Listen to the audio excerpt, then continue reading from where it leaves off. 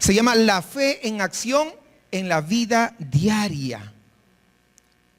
Porque nuestra fe no es una fe que se vive en la iglesia nada más, sino se tiene que mostrar en el día a día. Yo tengo un sobrino, se llama Aarón. Él es un niño que tiene 13 años. Él es campeón nacional y campeón panamericano de taekwondo, con 13 años. Está de mi tamaño, ya casi me va a rebasar. Muy bueno, es campeón. Y él todos los días que él entrena o todos los días que está caminando, a todo el mundo le quiere compartir de la disciplina que él hace y el tipo de vida que lleva.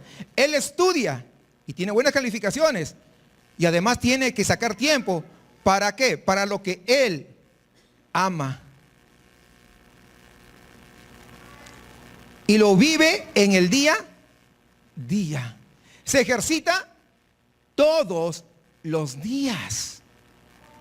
Mis niñas cuando viajaron a Perú, bueno, los que son de acá de la iglesia saben que viajaron a Perú, estuvieron ahí, ¿cuánto? ¿Un mes? ¿2 meses? Un mes y ya nos moríamos, ¿verdad? Dicho sea de paso. Y cuando ellas regresaron asombradas de su primo Aarón, porque él permanentemente, que quiero mucho a mis primas y todo les hacía, y dejó un día de ir a sus entrenamientos, pero era lo máximo para él no haber ido, porque estaba con sus primas que habían ido a visitar, pero todos los días estaba ahí. Pero en el tiempo que pasaron con él, ¿qué les hablaba? ¿De qué creen que les hablaba? Del taekwondo, del ejercicio que tenía que hacer. Él es la imagen, de hecho, de la academia de donde practican. Pero todo es un día a día, en la vida diaria. Lo que él aprende, lo va poniendo en la vida diaria. Hoy estaremos estudiando el libro de Santiago y vamos a ver cómo esa fe que nosotros muchas veces decimos tener, se tiene que ver en la vida diaria. Jesucristo no nos deja su palabra solamente para poder cumplirlo en las reuniones dominicales, sino para que nuestra vida pueda reflejar a Él en el día a día. La fe y la perseverancia es el camino a la madurez, es el título para el día de hoy. Y hoy tenemos a un pastor invitado. ¿Qué les parece? Hoy tenemos a un pastor invitado. Es el pastor Santiago. ¿Sí? Él es de Jerusalén, medio hermano de Jesús. Es un hombre ahora, digo ahora en el presente de la lectura de la Biblia, un hombre muy entregado a la oración, una vida justa y temerosa de Dios. Dios me escogió para ser pastor, pero yo pues ni a los tobillos le llego a este pastor, definitivamente. No llego a ese tipo de vida cristiana, aunque anhelo poder alcanzarla. Pero lo que yo sí me puedo comparar con él es en su vida pasada, antes que él conociera verdaderamente a Cristo. Él, a pesar de ser medio hermano de Jesús, lo rechazó por mucho tiempo.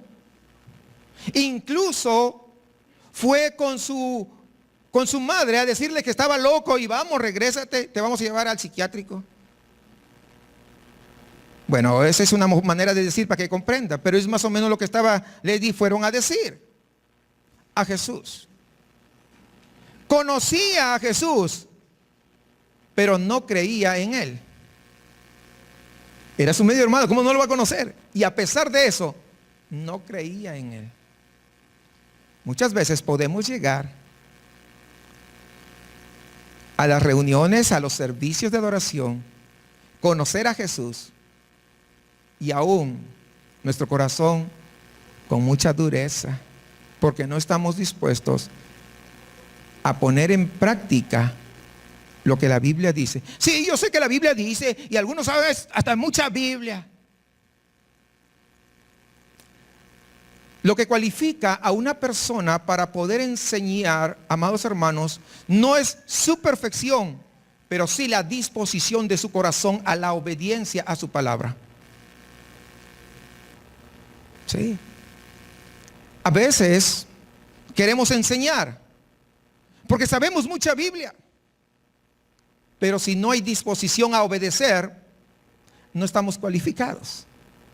No digo, fíjense, no estoy diciendo, no está cualificado el que es perfecto. Estoy diciendo, no por saber, sino que tiene la disposición del corazón a obedecerlo. La epístola de Santiago, mis amados hermanos, es una de las epístolas que se llaman universales o carta universal. ¿Por qué? Porque no está dirigido a una iglesia en particular, como otras cartas que vemos, por ejemplo, del apóstol Pablo, muy específico. Al igual que Pedro, Juan, Judas, la carta a los hebreos, son epístolas o cartas universales o generales. Dentro de esa categoría se encuentra Santiago. Y esta carta ha provocado mucha controversia, fíjese. Desde los inicios de la iglesia se debatía si esta carta de Santiago debería incluirse o no en el canon. ¿Qué es el canon? Es el conjunto de libros sagrados que entre los teólogos judíos de esos tiempos dijeron, esto sí es inspirado por Dios, esto no, esto sí y esto no. Ustedes han escuchado, por ejemplo, algunos libros como Enoch. ¿Han escuchado? ¿No han escuchado? Sí, ¿verdad? El libro de Enoch. ¿Existe? Sí existe, pero no es inspirado por Dios. Si vamos a aquellos libros que se llaman apócrifos dentro de la Biblia que utiliza la iglesia católica, hay varios, Judith, Macabeos, ¿verdad? Etcétera. Todos esos libros, el canon no los aprobó para que sean puestos dentro de todos los libros inspirados por Dios. Por lo tanto, había un debate. Este libro de Santiago, esta epístola, esta carta, ¿puede o no puede? Finalmente está ahí. El reformador Martín Lutero, creo que todos conocemos, aunque sea de nombre, quién era Martín Lutero. ¿Saben qué? Lo llamó la epístola de paja a la epístola, a la carta de Santiago. Fíjense ustedes, una palabra dura, ¿no? Muy fuerte. Y ustedes dirán, ay, nombre, este Martín Lutero, o sea que no era un santo como... No era santo, también era imperfecto. La epístola de paja. Y esto le restaba como cierta importancia pues en el estudio del Nuevo Testamento. Ahora, yo quiero también explicarles cuál es la razón por la que Martín Lutero decía esto. Porque no quiero que se queden con esa impresión de que ahora cambiaron de ser el gran reformador, ahora van a cambiar. Ah, no, era un hijo del diablo, mira cómo va a decir eso. No, que voy a explicarles cuál es la razón por la que Martín Lutero decía. Él opinaba así porque él tenía un debate con la iglesia católica sobre la justificación por la fe. ¿Por qué? Porque evidentemente la iglesia católica lo que quiere o lo que pretende es que la gente haga obras, porque con esas obras se salva. Por eso alguien que da más lana, ¿qué pasa? No, ya tiene un reservadito un poquito de cielo, ¿verdad? Si tú ayudas por aquí y por allá. Entonces, porque en Santiago habla de eso justamente, de hacer obras. Pero el problema es que hay un mal enfoque de la iglesia católica. Entonces, Martín Lutero, como tenía esa discusión con la iglesia católica, dijo, no, esa epístola de paja no sirve para gran cosa. Esa es la razón, ¿se dan cuenta? Entonces ya va teniendo sentido.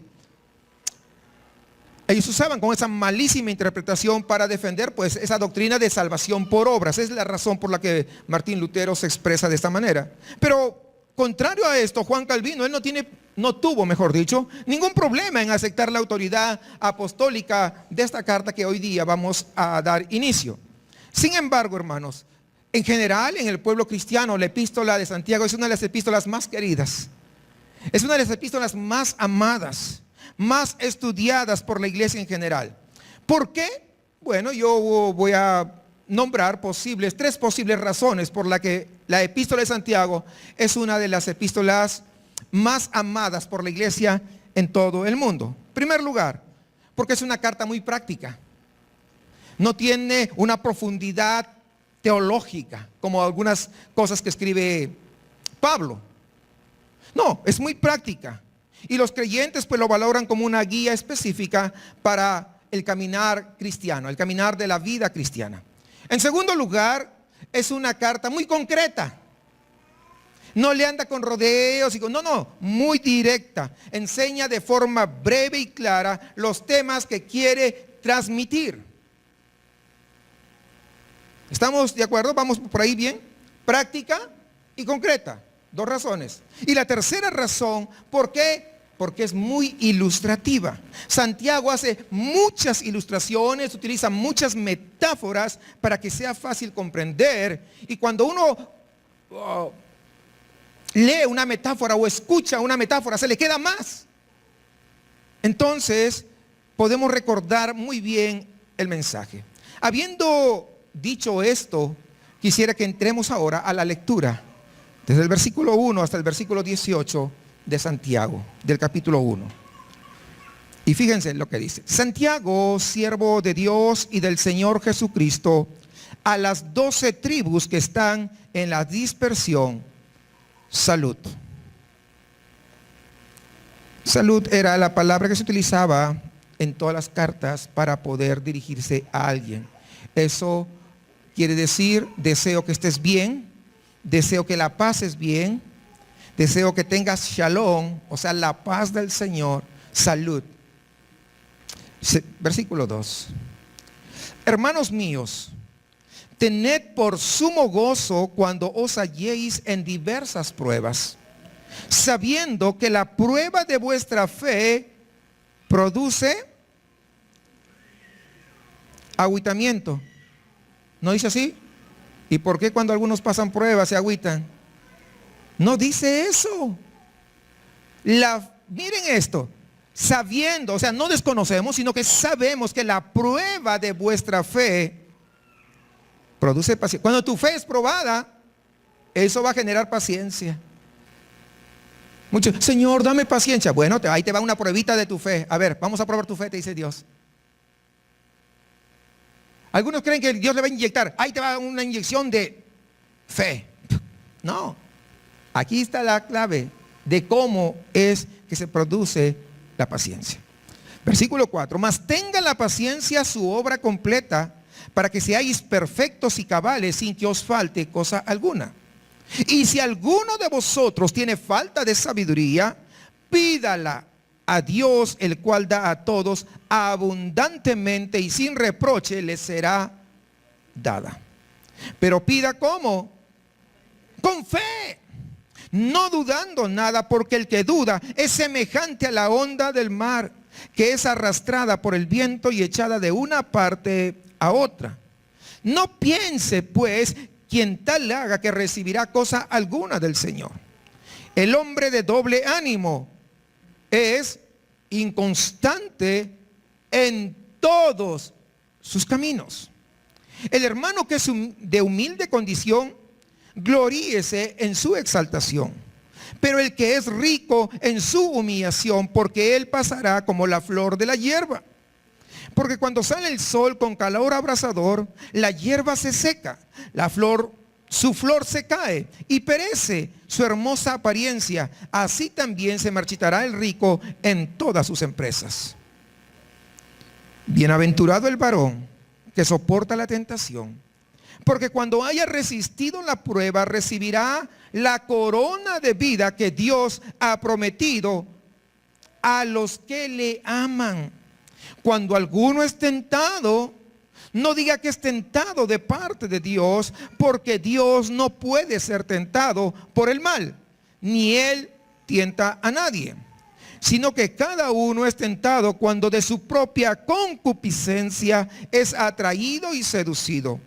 Entonces la concupiscencia después que ha concebido, da a luz el pecado. Y el pecado, siendo consumado, da a luz la muerte. Amados hermanos míos, no erréis, toda buena dádiva y todo don perfecto desciende de lo alto del Padre de las luces, en el cual no hay mudanza ni sombra de variación.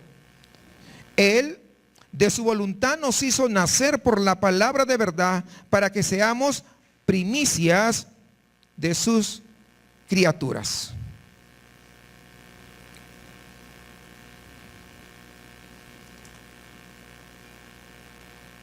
Santiago está escribiendo esta carta pastoral a los cristianos que habían sido dispersados por el mundo debido a la persecución que se inició con la muerte de Esteban. Eso causó estragos dentro de la iglesia cristiana. Y al ver cómo habían matado a Esteban, los cristianos comenzaron a irse por un lado, por otro lado, por otro lado. Y entonces Santiago está escribiendo una carta pastoral. Y es esta. La muerte de Esteban ocurrió más o menos aproximadamente en el año 35 después de Cristo. Y les digo esto como un dato histórico para que puedan saber en el contexto en que se desarrolla esta carta. Ahora, esto es importante que tengamos en mente para poder entender las palabras que Santiago va a decir a lo largo de toda esta carta. Muchas veces cuando no sabemos el contexto, por qué escribió tal o cual cosa, entonces sacamos muchas veces nuestras propias interpretaciones y muchos, yo ya le leí esa carta, ya me lo sé, ni pienso ir el próximo domingo porque ya he estudiado todo Santiago al revés y al derecho. No, cálmate, teólogo. Que Dios siempre tiene algo que hablarnos, algo que comunicarnos, que exhortarnos, que aconsejarnos. Ellos, los cristianos que estaban dispersos, estaban viviendo desde luego una vida bastante dura, bastante difícil. Imagínense, no estaban viviendo donde deberían estar. Tuvieron que salir corriendo, huyendo porque estaban siendo perseguidos. Y entonces, frente a esa persecución que nunca se les había venido en la vida, ellos no sabían qué hacer. Era una situación inesperada para ellos. Jamás pensaron estar en medio de eso. ¿Cómo necesitaban actuar? ¿Qué necesitaban hacer? Muchas veces tú has vivido toda tu vida bajo la cobija de tu papá y tu mamá. Ahora se presentó una situación inesperada y no sabes qué hacer muchas veces. ¿Sí comprenden la idea? Es lo que estaba pasando. No estaban lejos de sus costumbres, de sus tradiciones, de su gente, de Jerusalén, donde ellos habían vivido toda su vida. Estaban lejos, no sabían qué hacer. Lo que encontraremos en esta carta es que Santiago comienza a hablar por todas partes acerca de la importancia de la obediencia a Dios. Tú puedes estar en cualquier lugar, pero en donde estés, la obediencia a Dios debe marcar tu vida. ¿Y cómo se va a mostrar esa obediencia a Dios? Esa obediencia a Dios se tiene que mostrar por acciones, aún en la adversidad, aún en la incomodidad, aún en la incertidumbre. Acabas de perder el trabajo, Señor, pero si yo estoy todos los fines de semana, todos los domingos estoy en tu casa y encima perdí el trabajo, yo creo que tú no me ves. No. Dios te dice, estoy probando tu fe. Estoy probando tu fe. ¿De qué estás hecho? Dice que me amas. Cuando ganabas buena lana, no te acordabas mucho de mí, pero bueno, pues ahora que estás, a ver. Cuando las situaciones varían, ¿qué decimos? No, yo creo que Dios no me está escuchando. ¿Sí comprende la idea? O sea, más o menos lo que está tratando de transmitir. Hermanos, el mensaje de Santiago no es un mensaje legalista como algunos piensan, ni mucho menos. Es un mensaje contrario a la gracia que hemos estado viendo en la serie anterior. No, nada que ver. Más bien es un desafío aquí que nos quiere mostrar que necesitamos darnos cuenta algo. ¿Qué debemos darnos cuenta? Que es muy superficial y muy inmaduro querer separar nuestra fe de nuestras acciones. Muchas veces hay personas que dicen que son cristianas, pero su fe lo viven en la iglesia y su fe tal vez lo viven un poco en la casa, pero en el trabajo su fe nada que ver, se portan igual que los otros inconversos. ¿Sí? ¿Le andan robando al jefe? ¿Sí? Y se roba de muchas formas, de muchas maneras. Es por esto, hermanos, esa es la razón por la que esta serie se llama La fe en acción en la vida diaria. Iba a poner la fe en acción de domingo a sábado, iba a poner. Es decir, every day, todos los días. Sí. Pues estoy convencido que la vida de todo creyente siempre debe buscar reflejar en todas las esferas de su vida cotidiana. Tiene que mostrar que verdaderamente es un creyente genuino de Jesús. Debe mostrar la hermosura de Cristo. Y esto es posible solamente, ¿saben por qué? Por la gracia de Dios. Por la gracia de Dios. No hay otra manera. No hay otra forma. En Estados Unidos conocí a un hermano que él contaba su testimonio. Él decía que cada vez que iba a Home Depot, pues conocen porque acá también hay Home Depot, agarraba clavos así como no que están mirando y se lo metía a la bolsa y se salía. Y otro día agarraba tornillos un poco, se lo metía. Y así, pues muchos años. Y tenía en el sótano clasificado todo, ya tenía un mini Home Depot. ¿Sí? ¡Qué bendición! Pero cuando él viene a Cristo y escucha que cuando Dios viene y transforma nuestra vida de fe tiene que ir a la par de nuestra vida práctica, y él se dio cuenta que no había estado haciendo lo correcto. Él se dio cuenta que su vida pasada era un desastre, no daba gloria a Dios. Entonces, ¿saben qué? Él agarra un día con su camioneta, pone todos los botes atrás de la camioneta, una troca le dicen allá, ¿verdad? Y se va y se estaciona frente a Home Depot, ¿verdad? Y entonces sucede, que dice, ¿qué quiere, Señor? Porque ¿sabe qué? Yo vengo a devolver todo esto. Porque cada vez que yo venía, hacía compras, pero conjuntamente con la compra siempre llevaba algo en mi bolsa y estaba acumulando todo esto, así que yo lo vengo a devolver. Porque mi fe que digo tener, lo tengo que vivir en el día a día. No solamente debo decir, sino practicar. Como se dice acá en México, pues de lengua me como un taco. Cualquiera habla. Pero eso no es lo que Dios quiere. Lo que hace Santiago al iniciar es muy revelador, hermanos, acerca del conocimiento del Evangelio que él tiene.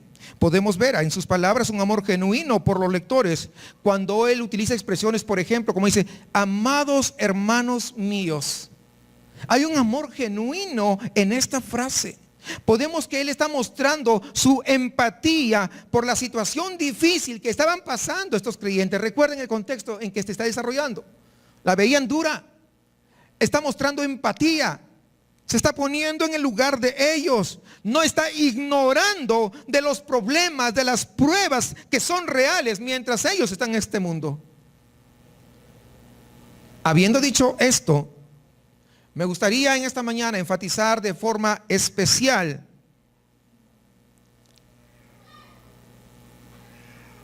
cómo es mi corazón también con cada uno de ustedes. Cuando usted pasa una situación,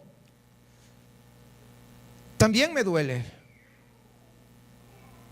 Cuando está pasando una circunstancia, también me siento triste cuando usted pasa situaciones duras. Si usted pierde su trabajo, también me cuesta, y oro y lloro. Tal vez no lo muestro delante de ustedes, pero mi corazón también, hermanos, está con ustedes frente a cada situación que usted puede estar viviendo. Yo no pretendo insinuar que las tentaciones que ustedes están enfrentando son insignificantes, porque no lo son. Ayer veían las hermanas cómo el enemigo ataca, no comienza con grandes cosas, recuerdan, sino con pequeñas cosas que no pasa nada, no es un gran pecado, si se dan cuenta cómo fue desarrollando todo ello, hermano. Hermanos, entiendo cuando pasan tentaciones, porque yo también las paso. Porque yo no soy un superhumano, yo no soy un extraterrestre que no pasa problemas, que no pasa enfermedades, que no pasa circunstancias difíciles. Y aunque no me puedo poner en los zapatos de cada quien, sin embargo, le ruego a Dios que me ayude a entender a cada situación que usted puede estar atravesando. Ninguna situación es insignificante. Por el contrario, yo sé también, hermanos, que por experiencia propia de mi vida, muchas veces cuando pasamos situaciones son frustrantes, son dolorosas y que muchas veces, la verdad, traen desánimo a nuestra vida. Yo lo sé. Por eso siempre les ruego, hermanos, cualquier cosa puede contar conmigo para poder ayudar en lo que pueda hacer.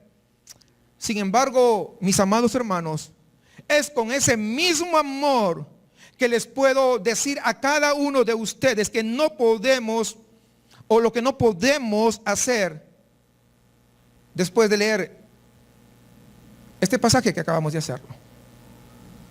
Este pasaje que el día de hoy vamos a reflexionar juntos.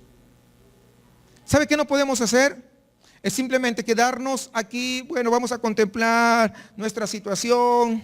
No. Lo que Santiago nos está diciendo es que aquella fe que nosotros profesamos nos debe llevar a perseverar. ¿De qué manera?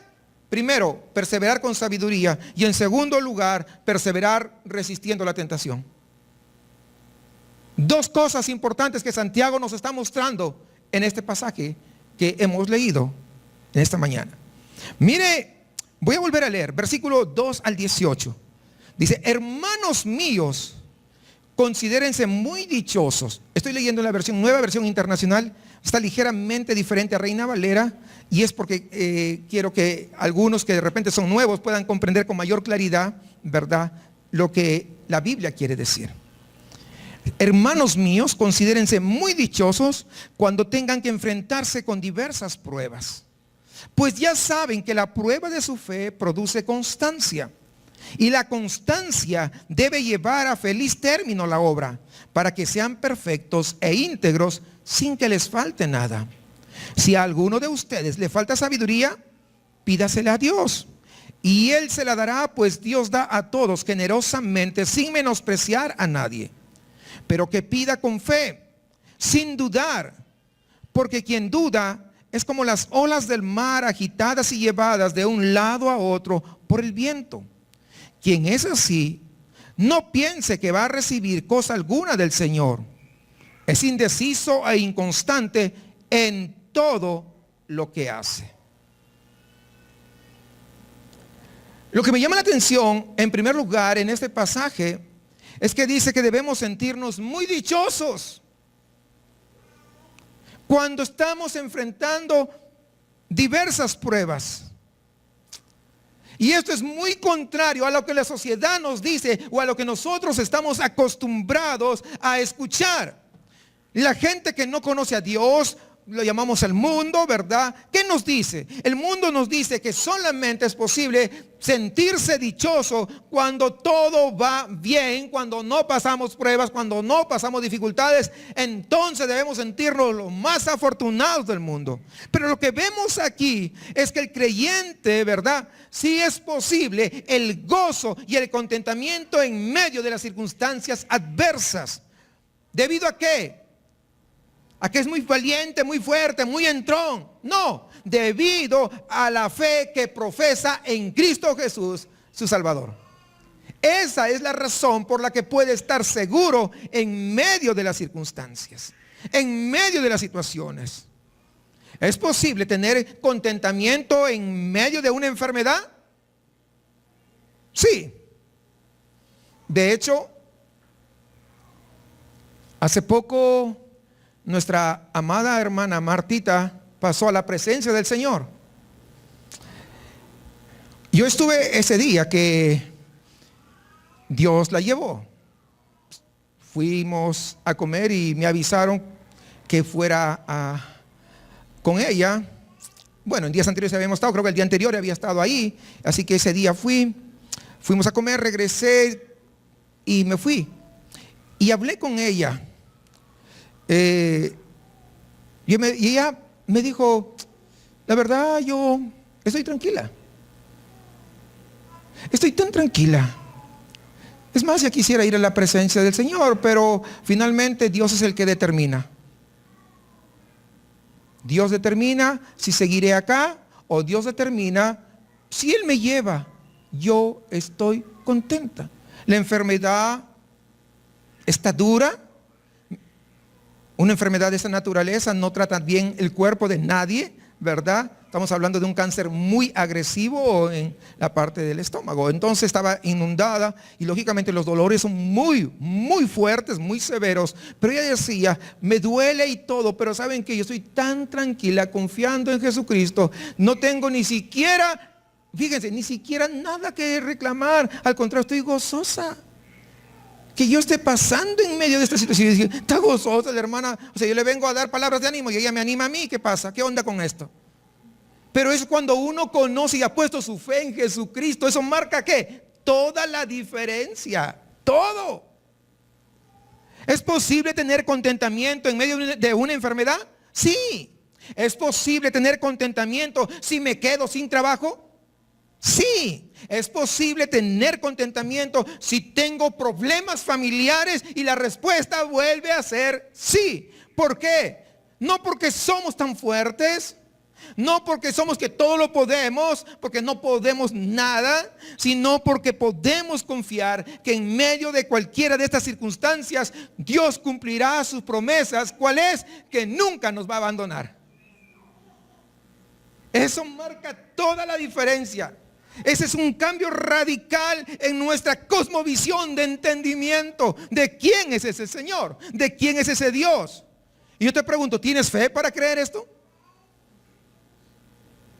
Si nuestra convicción es que el mayor problema que teníamos era nuestra relación rota con Dios, pero que ahora por medio de Jesucristo ha sido restaurada y que no hay nada en la creación que nos pueda separar de Él. Entonces, hermanos, cualquier situación, cualquier circunstancia que podamos atravesar, sea que podamos perder, aunque sea dolorosa, tenemos que soportarla. Nuestra salud puede variar, nuestra economía puede derrumbarse, pero su amor jamás cambiará. El amor de Cristo jamás se verá nublado. Y entonces nosotros, cuando comprendemos eso, entonces podemos, hermanos amados, tener contentamiento y sentirnos dichosos, aun cuando estemos enfrentando pruebas. Esa es la razón. O yo te pregunto, ponemos en una balanza. Supongamos, pierdes el trabajo, estás todo agüitado. ¿Qué vale más? ¿Perder el trabajo o perder tu relación con Dios? ¿Cuál vale más? El problema es que nunca nos hemos puesto eso en balanza. Porque nuestro corazón es tan egocentrista que piensa en quién. En mí, en mí, en mí. Y en tercer lugar, y en quinto lugar, y en 20º lugar, en mí. Cuando eso sucede, es que mi relación con Dios no me importa tanto al final de cuentas. Lo que Cristo hizo en la cruz no me importa tanto. Soy yo el que importa. Me importa sentirme bien. Me importa sentirme sano, me importa sentirme valorado, me importa sentir que tengo un buen trabajo y que tengo lo que merezco. ¿Se dan cuenta cómo a veces no hemos puesto? Y entonces en la balanza, la otra balanza, en el otro platillo de la balanza, ¿qué ponemos? Y es la razón por la que muchas veces no tenemos el contentamiento, porque en el otro platillo de la balanza no hemos puesto nada, ¿no? A Cristo no lo hemos puesto. Porque si Cristo lo hubiéramos puesto, la balanza definitivamente se va directamente con Él. Pero cuando entonces comprendemos que lo que a mí me define, ¿saben qué cosa es? No es mi trabajo, no es mi profesión, no es porque yo tengo un título. No, a mí me define que soy hijo de Dios. ¿Alguien puede decir amén? ¿Comprenden esa bendición enorme de parte del Señor? Eso cambia toda, o debe cambiar toda nuestra perspectiva. De manera, hermanos, que cuando entendemos esto, nuestra vida van a glorificar a Cristo. Perdí el trabajo, bueno, sí, todo con mala cara. Oye, ¿qué tienes, Luis? No, pues es que perdí mi trabajo. Entonces, hasta, ¿sabe qué estoy haciendo con eso? Estoy denigrando a ese Jesucristo glorioso. Mi fe no está puesta en Cristo, mi fe está puesta en mis trabajos, en mis fuerzas y en lo que yo hago.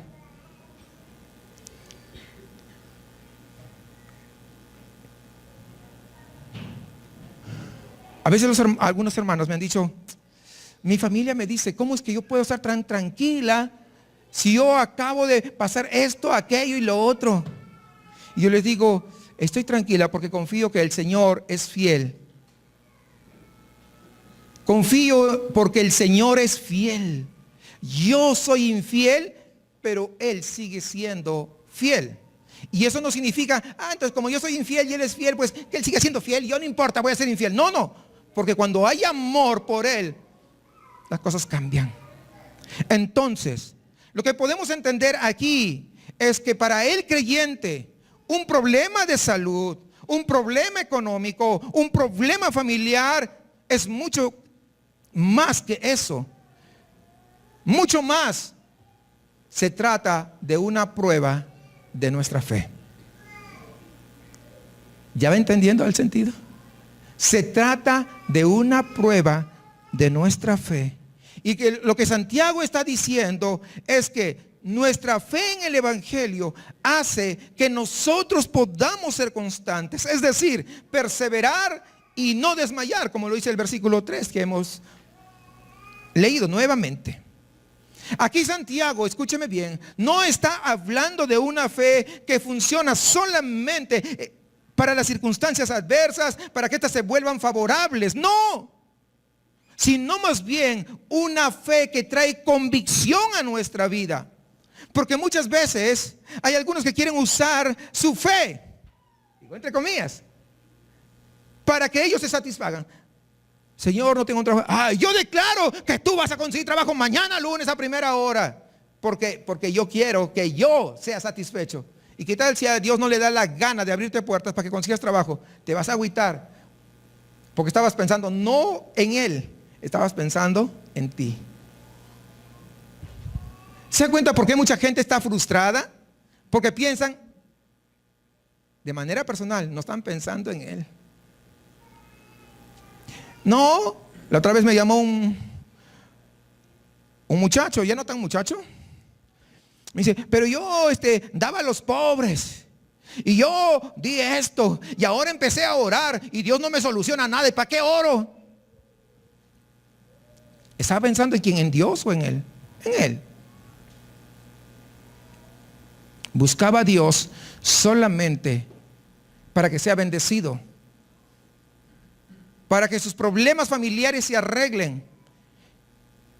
¿Dios puede hacer eso? Sí.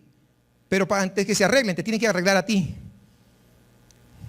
Porque es un problema del corazón de cada uno, de cada persona. Muchos quieren que se arreglen los problemas, pero tu corazón no cambia. O sea, es algo ilógico. El que la va a regar eres tú. ¿Sí entendieron eso? Por eso que Dios tiene que comenzar ¿con quién? ¿Con quién? Conmigo. Diga eso. Conmigo tiene que empezar. No con nosotros, porque eso se hace muy general. No, conmigo tiene que empezar. Porque si Dios no trata conmigo, siempre la voy a regar. Y lo que Dios arregle, la voy a regar. Y si nuevamente vuelvo a pedir, Señor, por favor, ten misericordia, arregla, y yo la voy a echar a perder. Una y otra y otra y otra vez. ¿Se dan cuenta cómo es que las cosas funcionan? Esta fe que está hablando Santiago, les decía, es una fe que va a traer convicción, certeza a nuestra existencia, a nuestra vida. Es una fe que nos va a llevar a ser cristianos perseverantes en todo tiempo, en todo momento. Y en esa perseverancia vamos a crecer hacia la madurez en el Evangelio. Es en esa perseverancia. Y es lo que se refiere al versículo 4 cuando dice, para que sean perfectos e íntegros sin que les falte nada. Ahora bien, hermanos, el corazón pastoral de Santiago es asombroso. Él entiende que a veces esto se vuelve muy difícil. ¿Es cierto o no? ¿Sí? Y lo está entendiendo. Puede ser, amados hermanos, que la prueba sea tan grande o de repente que la prueba lleve mucho tiempo. Así que él entiende que en ocasiones nosotros podemos confundirnos, podemos desanimarnos, podemos desesperanzarnos. Tal vez hoy llegaste acá y tú te sientas así. Y lo que dice Santiago que debemos hacer en este momento es acercarnos a Dios, es confiar en Él, es orar y es pedirle sabiduría con confianza, con seguridad, y Él no se hace loco, Él nos la dará. Ahora, entienda esto, que es importante. Esta sabiduría que habla acá no tiene nada que ver, escuche, porque esto es valioso, no tiene nada que ver con conocimiento humano para saber, me estoy pasando este problema, Señor, dame sabiduría para resolver. No tiene nada que ver con estas cosas, más bien tiene que ver con el conocimiento de Dios que nos lleva a poder confiar y descansar en lo que Él está haciendo en nosotros. Son cosas diferentes.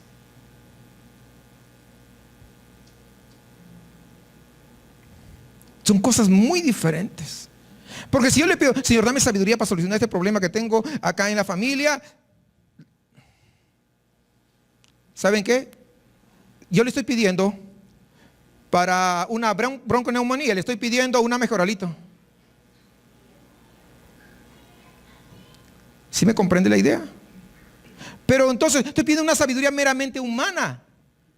Pero cuando Él lo que está diciendo acá, Señor, dame sabiduría para comprenderte más a ti, conocerte más a ti y depender más de ti. Entonces eso marca toda la diferencia. ¿Por qué? Porque entonces al entender más de Él, conocerle más a Él, yo estaré con vosotros todos los días hasta el fin.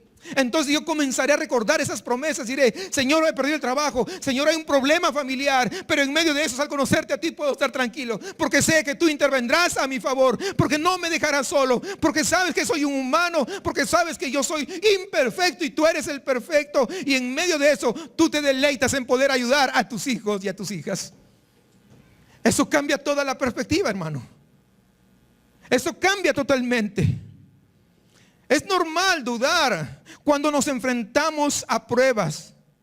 Yo no sé exactamente lo que tú podrías estar atravesando ahora mismo, pero ¿qué tal si en vez de seguir actuando como esos niños fluctuantes, volvemos nuestra mirada hacia Dios en oración el día de hoy, pidiéndole, Señor, dame sabiduría para poder conocerte más y más y más a ti? Es decir, que a través del Espíritu Santo podamos nosotros verle, para que nuestra seguridad esté firme en Él y no en nosotros. Y hablando metafóricamente, ayer no tienes el puzzle completo, el rompecabezas completo. Tú apenas conoces una pequeña fichita de todo el rompecabezas, porque el que conoce ese rompecabezas completo solamente es Dios. Pero muchas veces actúas como si tú supieras Y ayer en el rompecabezas se dieron cuenta que no sabemos nada. Podemos creer que así son las cosas, pero no sabemos nada. Pero ¿a poco no es así como actuamos? Pensamos que sabemos todas las cosas. No, yo lo sé cómo lo voy a hacer. Y yo pienso que... No. ¿Piensas o estás segura? Les pregunté, ¿se acuerdan? Bueno, las hermanas, y les decía, pues, como que entraron a dudar y no estoy tan segura. Ah, bueno. Porque no saben todo el rompecabezas completo. Y solamente hay uno que conoce, y ese se llama Jesús. Ese se llama Jesús. Cuando nosotros comenzamos a entender quién es Él, cuando comenzamos a conocerle, a pesar de las pruebas, podemos sentirnos gozosos o dichosos perseverando en fe. En una oportunidad, un hombre fue a visitar el taller de un herrero que se dedicaba a hacer espadas.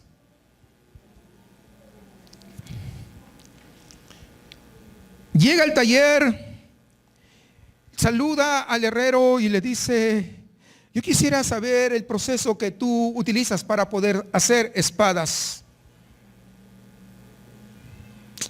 Bueno, le dice, el proceso es un poco largo. Una buena espada no se puede hacer muy rápido. Lo primero que tenemos que hacerla es fundir el acero. Ponerle a 400 grados de temperatura y fundir todo el acero. Luego eso vamos a vaciar acero líquido en el molde.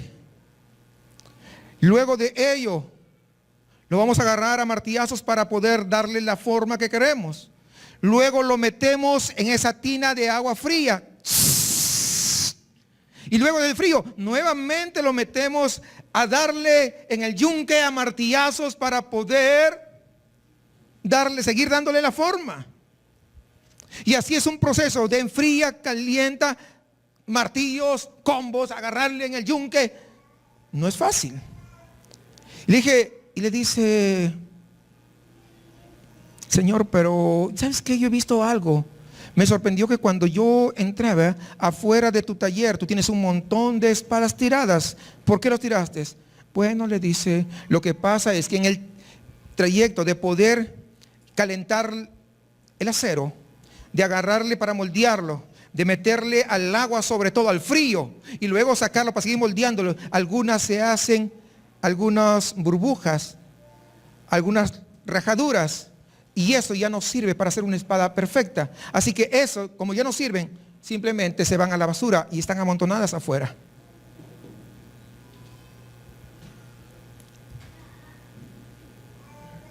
Muchas veces nuestra vida es como una espada. El frío intenso. De repente a 400 grados tu vida. Y luego de repente está siendo golpeada en el yunque porque necesita ser formada de acuerdo a lo que Dios quiere, al propósito que Él quiere cumplir en tu vida. Significa eso, que Dios no te ha olvidado, que sigue trabajando en ti. Porque si el día que Él te deje de trabajar en ti y tú estés de lo más tranquilo, posiblemente seas esa espada que está afuera, que no sirve para otra cosa, sino para la basura. Y entonces tendríamos que decirle: Señor, ayuda, gracias por lo que estoy pasando, por lo que he pasado y lo que seguiré pasando, no sé cuándo, pero gracias por ello, porque sé que no me has olvidado ni me has tirado en el montón de despojos allá afuera del taller, sino que tú sigues trabajando todavía en mi vida. Y eso es lo extraordinario, que tenemos a un Dios que no solamente oye, sino que también en medio de ello está dispuesto a seguir trabajando con nosotros en todas nuestras imperfecciones. Porque el que comenzó la buena obra la va a culminar, no la va a dejar a medias. En segundo lugar, dice, persevera resistiendo la tentación. Dice en el versículo 12, dichoso o bienaventurado, dice en la versión Reina Valera que usted tiene en sus manos, el que resiste la tentación, porque al salir aprobado recibirá la corona de la vida que Dios ha prometido a quienes lo aman. Una vez más podemos ver a Santiago, que utiliza la palabra dichoso o bienaventurado para referirse en esta ocasión No solamente al que atraviesa una prueba, sino también al que resiste la tentación. Y aquí necesitamos detenernos y admitir que cada prueba trae una tentación juntamente con ella. Sí. Por ejemplo, cuando experimentamos nosotros una dificultad financiera, somos tentados a dudar y a cuestionar verdaderamente si Dios es un proveedor de verdad. Si verdaderamente Dios es Jehová Jireh. O si de repente pasa algo en nuestra familia, como una enfermedad difícil, o inclusive llegar hasta la muerte, somos tentados a dudar del gran amor de Dios. Y en el proceso somos tentados a correr tras las cosas de este mundo. Y aquí está el origen del pecado. Somos tentados. Ahora Santiago dice algo muy interesante en el versículo 13 y 14. Dios no tiene nada que ver con nuestras tentaciones, ya que Él no se relaciona de ninguna manera con el pecado. Por lo tanto, amados hermanos, la pregunta es, ¿quién es el responsable? Y la respuesta claramente es, somos nosotros mismos, por nuestros malos deseos que tenemos arraigados dentro del corazón. Esa es la razón. Entendiendo, mis amados, que esto no es algo que sea muy agradable de escuchar, desde luego. No es muy popular el día de hoy escuchar que la razón por la que nosotros actuamos mal es nuestro corazón. Muchas veces preferimos escuchar que nosotros actuamos mal porque es el resultado de nuestra crianza, porque es el resultado de la influencia de los amigos que tenemos. O no, las circunstancias nos llevaron a hacer lo que hicimos. Y los más religiosos le dicen, es que yo actúo así porque Satanás tiene la culpa. Y aunque no quiero decir que estas cosas no afectan nuestra vida, la realidad es lo que está diciendo aquí Santiago. Es algo que también las escrituras nos muestran una y otra y otra y otra vez. Es decir, de forma abundante. La responsabilidad por el pecado está en ti y está en mí.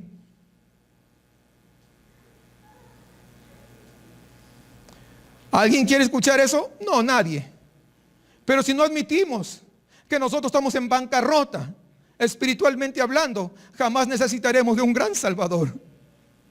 Y solamente cuando admitimos que somos los responsables y que necesitamos a alguien más fuerte que nosotros, porque nosotros no tenemos un corazón tan grande, tan bondadoso, tan misericordioso, un corazón obediente hacia Dios, cuando nosotros no admitimos que nuestros deseos son de continuo de mal, entonces Jesús está de sobra. Mas cuando admitimos que estamos en bancarrota espiritual, cuando admitimos que Dios no nos importa ni nos interesa, entonces, Señor, ayúdame a que mi corazón pueda verdaderamente honrarte a ti, amarte a ti como tú mereces. Ayúdame porque mi mente viene y me quiere desviar. Ayúdame porque mis circunstancias mismas me han hecho que dude de ti. Ayúdame, Señor, porque yo en lugar de confiar en ti he confiado en mis fuerzas. Ayúdame y comenzamos. Todo lo que hice, Señor, me metí en esto, aquello, en lo otro. Fue mi corazón tan malo y perverso. Influyeron las amistades tal vez, influyeron la familia tal vez, influyó mi familia disfuncional tal vez, pero sobre todo mi corazón malo y perverso. Y es la razón por la que yo acudo a ti, Señor, que me ayudes. Es ahí cuando Dios obra. Es ahí cuando Dios actúa. Es cuando Dios comienza a intervenir e intersecta tu vida, tu corazón, tu mente, y comienza una verdadera transformación. A menos que se ocurra, ¿sabes qué? Necesitas nacer de nuevo. No hay otra manera. La responsabilidad por el pecado está en ti y en mí. El mejor ejemplo para entender cómo funciona esto en nuestras vidas es la historia de Adán y Eva.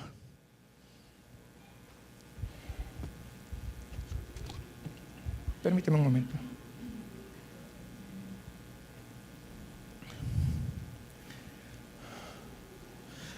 Primero hubo decepción ahí en el jardín del Edén. ¿Dios realmente dijo esto? Al momento de la prueba, lo que comúnmente sucede es como que dudamos de Dios pensando, si Dios fuera tan bueno, yo no estuviera enfermo. O mi esposa no estuviera pasando esta situación. O no me hubieran corrido del trabajo. Si Dios fuera tan bueno, no me hubiera pasado que me choqué el coche. Y no te das cuenta que fue por tu imprudencia. Y no te das cuenta que fue, de repente, no fue la tuya, fue de repente del otro pecador que vino acelerado, como atrancado acá en Monterrey se maneja, ¿verdad? No fue culpa de Dios. Si Dios me amara de verdad, no hubiera permitido que ese novio me dejara. Dios no te buscó el novio. Estoy diciendo el novio, pero puede ser el esposo también, que también a veces se va de la casa. Es que si Dios fuera tan bueno, no permitiría que mi esposo me maltratara. Y como podemos poner tantos ejemplos, sin darnos cuenta, el siguiente paso, que es el deseo que nos arrastra y nos seduce fuera de Dios como una trampa. Sí, como Dios no me contesta, como Dios no me responde, y como cada vez que voy a la iglesia solamente tengo problemas, esto, aquello y lo otro, yo creo que mejor no vale la pena. Comienzas a dudar. Si se dan cuenta cómo vamos siendo arrastrados, pero empieza de poquito. Poquito a poquito, hasta que ya se hace un muchito. Y eso nos conduce al tercer paso. ¿Cuál es? Acabamos de leerlo, la desobediencia. Donde comenzamos a actuar de acuerdo a nuestros propios deseos, en vez de actuar conforme a nuestra fe. ¿Y cuál es el resultado? Lo acabamos de leer, la muerte. La muerte, es decir, la separación con Dios y con nuestro prójimo muchas veces. Por favor, hermanos, yo quiero pedirte que pienses en esto. En verdad es un problema grande, muy grande de hecho, que está en nosotros. Mientras estemos en este mundo, las pruebas que nosotros experimentamos son parte de vivir en un mundo caído, en un mundo que está quebrado. Pero en Dios estas pruebas, ¿sabes qué son? Son oportunidades que tenemos para que nosotros podamos crecer, para que nosotros podamos desarrollarnos. Sin embargo, muchas veces la tentación que surge de las pruebas busca arrastrarnos y atraernos hacia nuestros propios deseos. Dios no te escucha, entonces tú ponte las pilas y comienza a tú a hacer las cosas como si pudieras. Por eso que muchos, ayer lo decía la expositora, que están en un círculo dando vueltas y vueltas y vueltas y no salen de ello. ¿Para qué? No, tú puedes, tú eres muchas palabras que puedes, ¿no? Muy entrona y tú lo vas a hacer. Pero ¿sabe lo que busca la tentación? Es alejarte de la dependencia de Dios para hacerte creer que tú eres autosuficiente. Para que huyas de Dios, que dejes de confiar en Él. Y esta es la razón, hermanos, por la que la vida cristiana, a la vez, si tú te estás dando cuenta, es una guerra espiritual. Sí. O es una carrera que hay que correr con paciencia hasta terminarla, donde aquel que resista hasta el final, dice en el versículo 12, recibirá la corona de la vida que Dios ha prometido. Y esa, ¿sabes cuál es esa corona de vida? Es la vida misma de Cristo, aquella vida que pagó ahí en la cruz del Calvario. ¿Qué hacemos entonces con las pruebas y las tentaciones? Mis queridos hermanos, no se engañen. Santiago nos dice en primer lugar, Dios es bueno. Recuerda esto, querida iglesia, que en medio de las pruebas y las tentaciones, confía en Dios. No te descarriles, no peques y no le abandones, porque Él sigue siendo bueno. Pero el enemigo te trata de meter ideas para decirte, no, ni caso te hace. No, ni le busques, no sé por qué estás perdiendo tu tiempo. Así que ya sabes, en primer lugar, piensa en eso. En segundo lugar, nos dice que Él nos ha escogido, versículo 18.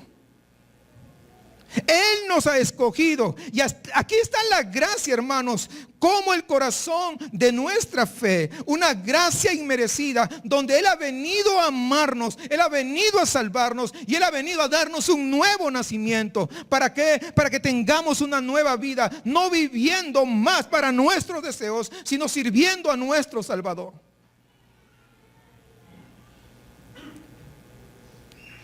Este pasaje está lleno de esperanza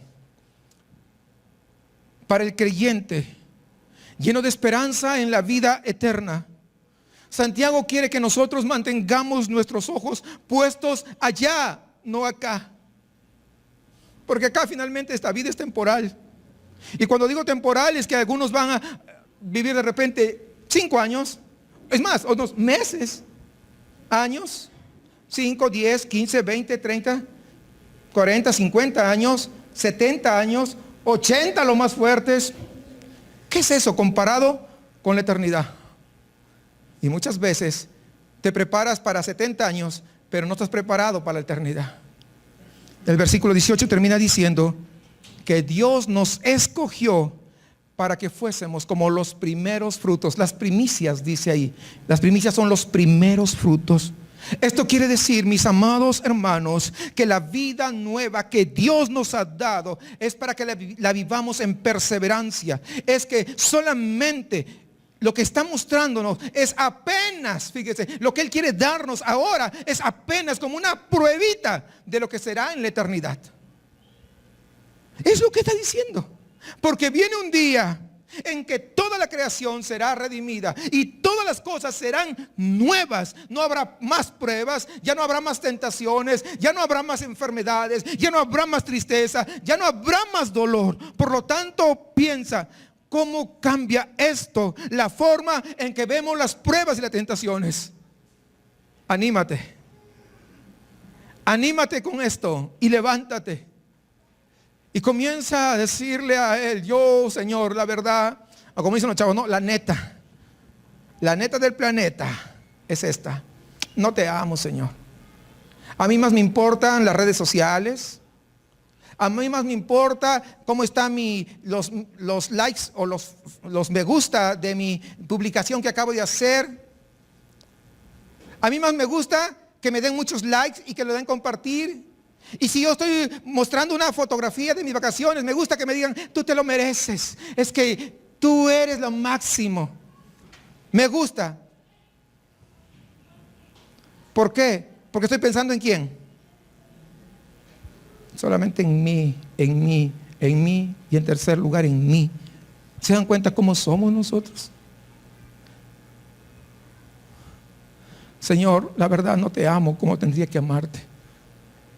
Ayúdame a amarte como tú eres digno de ser amado. Que yo pueda amarte, aunque tal vez hoy día no soluciones el problema, pero sé que en tus manos estaré seguro. Tal vez hoy no estás con problemas, pero tú muchas veces has pasado esa situación donde las dudas comienzan a entrar.